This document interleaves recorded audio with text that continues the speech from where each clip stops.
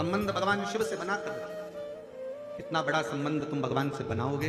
कितना सुंदर कहा है शिव महापुराण के लिए कि कई लोगों ने विचार करा कि सारे पुराणों में सर्वश्रेष्ठ पुराण अर्थात सारी पुराणों को, जैसे आप विष्णु पुराण वर्णन कर लो, आप नर्मदा पुराण वर्णन कर लो, लिंग पुराण वर्णन कर लो, कुर्म पुराण कह लो, नारद पुराण कह लो, श्रीमद् भागवत पुराण कह लो, तुम जितनी भी पुराणे हैं सारी पुराणों का वर्णन सुनेंगे।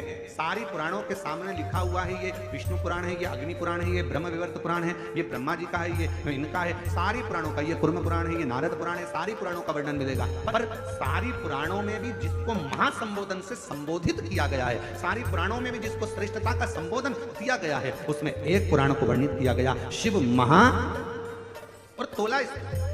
जब लोगों के मन में भाव आया तो उन्होंने जैसे सोचा कि तोल कर देखें इनमें दोनों में सब में श्रेष्ठ क्या है। सारी पुराणों में सर्व आखिर रखा जाए, सब कुछ रखा। एक पलड़े में सोना चांदी हीरा पन्ना माणिक मोती रतन आभूषण दुनिया का सारा सुख एक पलड़े में रख दिया और दूसरे पलड़े में शिव महापुराण का सुंदर आनंद रख दिया और सारे साधन रह गए हल्के।